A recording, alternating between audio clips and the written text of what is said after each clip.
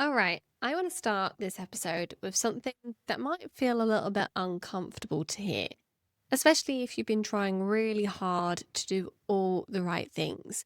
Because if you're someone who has been showing up consistently with your workouts, getting your steps in, maybe pushing yourself through sessions even when you're tired and still not seeing results, you need to hear this.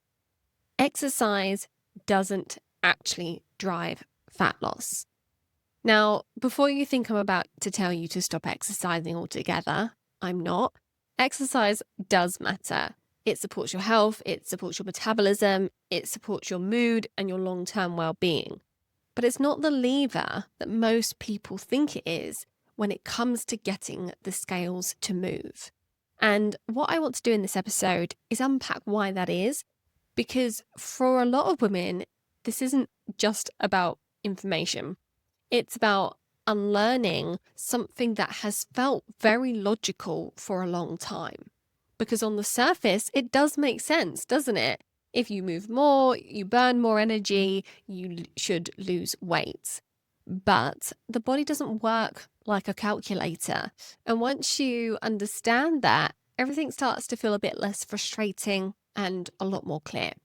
So, most of us have grown up with this idea that weight loss is just a simple equation, calories in versus calories out. And that if we want to lose weight, we either need to eat less or move more, or ideally both. And exercise becomes this very tangible, very reassuring way of doing something about it. You go to a class, you sweat, you see a number on your watch, and you feel like you've achieved something.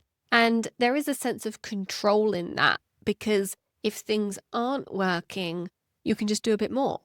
And I see this all the time with my clients, this subtle but very powerful belief that if they just push a bit harder or add another session or be a bit more consistent, then that will be the thing that finally tips things over into progress. But what tends to happen instead is that they're already doing quite a lot.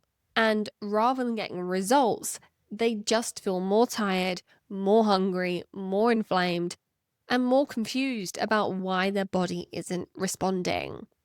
And, that's the point where we really need to zoom out and question whether the model we're working from is actually accurate. Because the body is not a static system that just burns what you give it. It's constantly adapting, constantly adjusting, and constantly trying to maintain balance. So, I want to give you a real example because I think this will help to bring everything that I'm about to explain to life. So, there was this client of mine, she was 43, and honestly, if you looked at her lifestyle from the outside, you would have said that she was doing everything right. She loved CrossFit. She was in the gym for 7 a.m. sessions several times a week. She worked in the wellness space, so she really lived and breathed health. And she was incredibly disciplined with her nutrition. She was meal prepping, eating what she would describe as clean, hitting her macro targets, and staying within her calorie limits. And yet, despite all of that, she had this noticeable layer of body fat that just wouldn't shift and this stubborn belly that kept getting bigger. And she said she really felt like it appeared almost overnight. And what made it even more frustrating for her is that everything she believed about health told her to do more, told her to tighten things up, push harder, be more precise. But when we actually look at what was going on from her body's perspective, the picture's very different. She had a very high energy demand from all of that training, but relatively low energy coming in. And her body was essentially perceiving that as a state of stress and scarcity. So instead of letting go of that, it was holding on. Now, much as it went against the grain for her, we made some changes. We reduced the number of high intensity sessions. We swapped some of those CrossFit workouts for lower intensity movement like swimming and walking. we built in more recovery time and we actually increased her calories. And this is the bit that often surprises people because from the outside, it can look like the opposite of what you should do. But from her body's perspective, it was actually what it needed. And alongside that, we also ran some testing.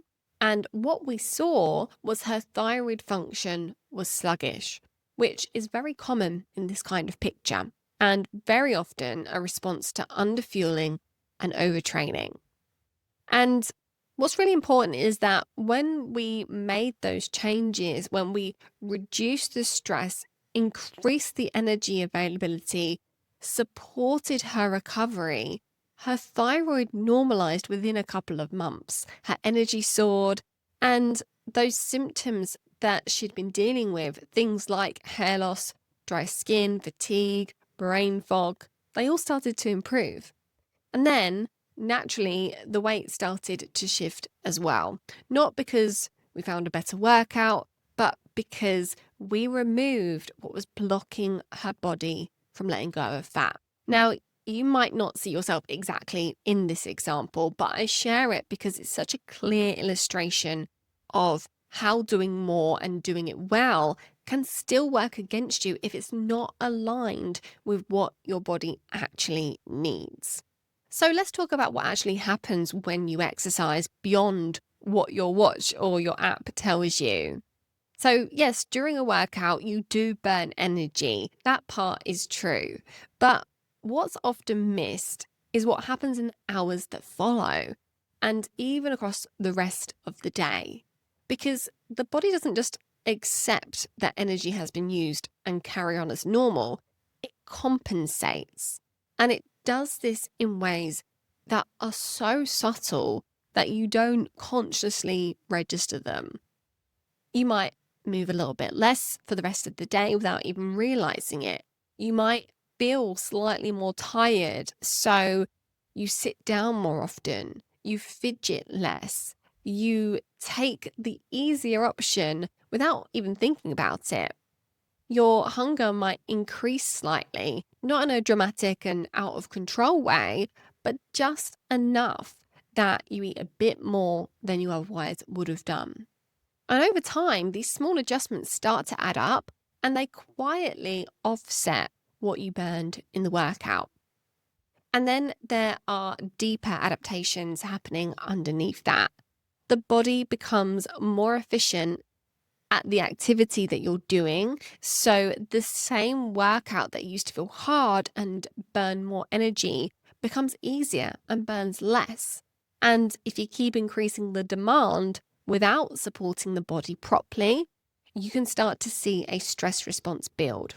I had a client in her mid 40s who was doing spin classes 4 or 5 times a week, really pushing herself, really committed.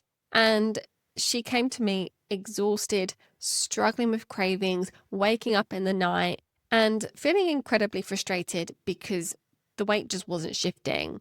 And on paper, it looked like she was doing really positive things. But when we looked at what her body actually needed, we realized that what she needed wasn't more effort, it was less stress.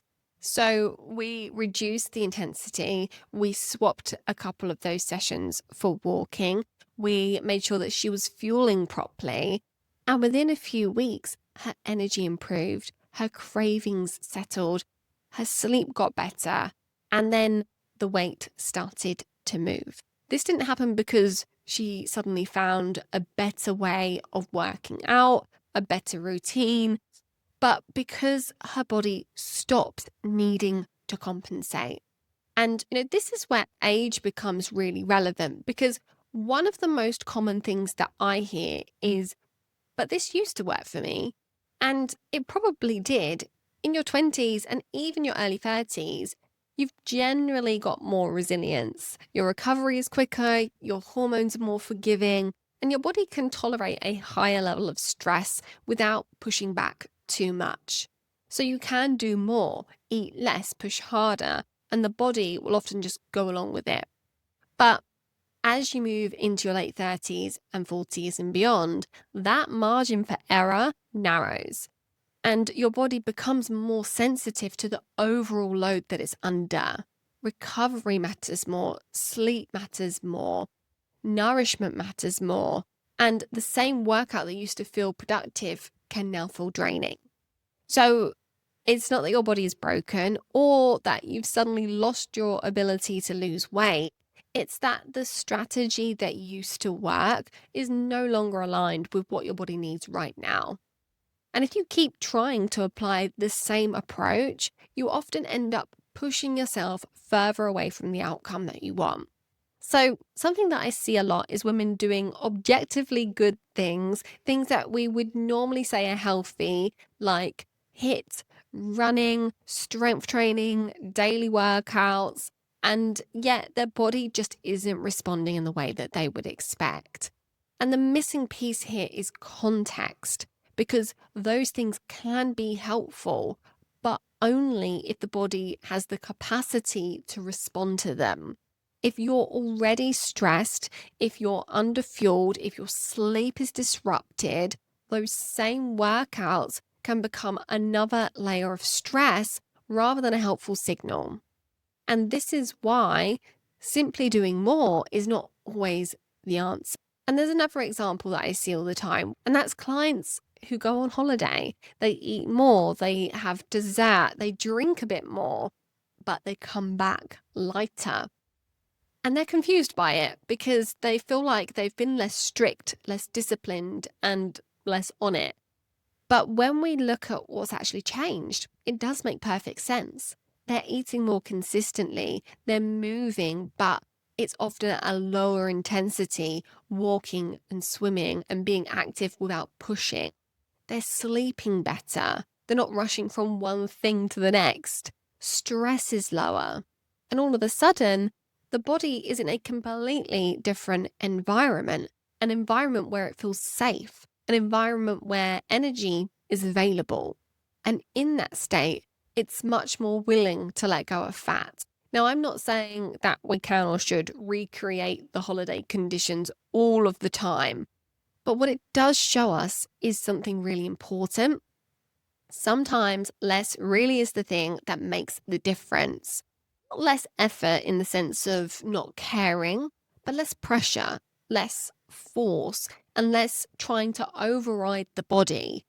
And that's a very different way of thinking about it. So let's talk about what exercise is actually doing. So exercise is not directly burning fat in a meaningful, lasting way. It's actually sending signals to the body about what's required.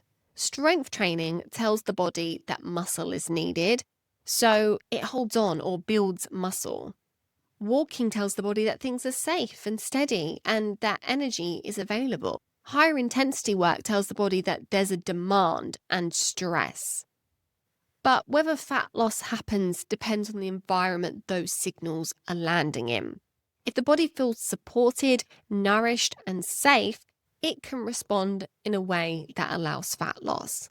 If it doesn't, it will adapt in a way that prioritizes protection. And that is the difference.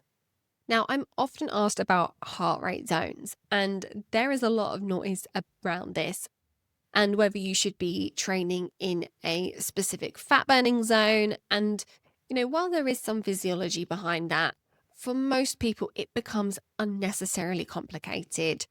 Low intensity movement, like walking, is incredibly supportive. It's low stress, it supports blood sugar, it helps with recovery. And for many women, it's actually one of the most effective things they can be doing. Higher intensity work has its place, but it needs to match your capacity to recover. And then with strength training, there's often this idea that you need to be lifting as heavy as possible. But what really matters is that your muscles are being challenged and that there is some form of progression over time. It doesn't need to be extreme. It needs to be consistent and appropriate for where you're at. If you're dealing with something like chronic fatigue, pain conditions, thyroid issues, or hormonal imbalances, this becomes even more important because your margin for stress is already reduced. I had a client with very low energy and suspected thyroid dysfunction, who felt like she needed to be pushing harder to see results, but even light workouts were wiping her out. So instead of pushing, we scaled things back. Short, gentle strength work, focusing on recovery and nourishment. And over time, her capacity started to build and she could do more. So if exercise isn't the main driver of fat loss, what is? Well, this is where it's good to zoom out and look at the bigger picture, because fat loss is not something that you force through behavior. It's something that the body allows when the conditions are right. And those conditions are largely internal. The first is energy availability. And this is not just about how many calories you're eating versus how many you're burning. It's about whether your body feels like there is enough coming in consistently. If energy feels scarce, whether that is from undereating or from pushing too hard, the body will conserve it. It will hold on, and fat loss becomes less of a priority. Then we have hormone signaling, and things like insulin, thyroid hormones, cortisol, they all play a role in whether the body stores or releases energy. And if insulin is constantly elevated, the body is more likely to store fat. If thyroid function is low, metabolic rate is reduced. If cortisol is chronically high, the body shifts into a more protective state. And then there's nutrient sufficiency, because the body cannot run a high functioning metabolism without the building blocks it needs. Things like iron, B vitamins, magnesium. These are not optional extras. They are essential for energy production, for thyroid function, and for overall metabolic health. And then we have the nervous system, which is often overlooked but incredibly important. If your body feels under threat, whether that is from stress, lack of sleep, constant pressure, it will prioritize survival over fat loss. I had a client who was doing everything right on paper, eating well, exercising consistently, but constantly stressed, poor sleep, always rushing, always on edge, and her weight just wouldn't move. So we didn't overhaul her workouts drastically or change her diet. We focused on reducing that sense of pressure, improving sleep, creating more space in her day. And that is when things started to shift. And finally, there's muscle mass and metabolic capacity, which is where exercise does play a role, because having more muscle improves how the body handles energy. But again, it's supportive. It is not the primary driver. And when you pull all of this together, you start to see why simply doing more exercise is often not the answer. So if you take one thing from today's episode, let it be this: you do not need to do more. You need to do what works with your body. Exercise is valuable. It supports your health. It supports your metabolism, but it's not the thing that is going to fix everything. And when you stop trying to force fat loss through exercise, you create space to focus on what actually matters. And that's where things start to change, not through more effort, but through better alignment. And if this has resonated with you, if you're starting to see why what you've been doing hasn't worked, then this is exactly what we do, helping you understand your body so that you can finally work with it rather than against it.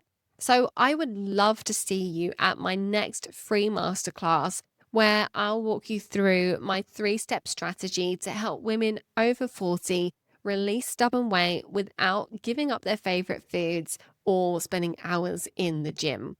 Find the link to register in the show notes, or visit louisedigbynutrition.com, where you'll see the info at the bottom of the page.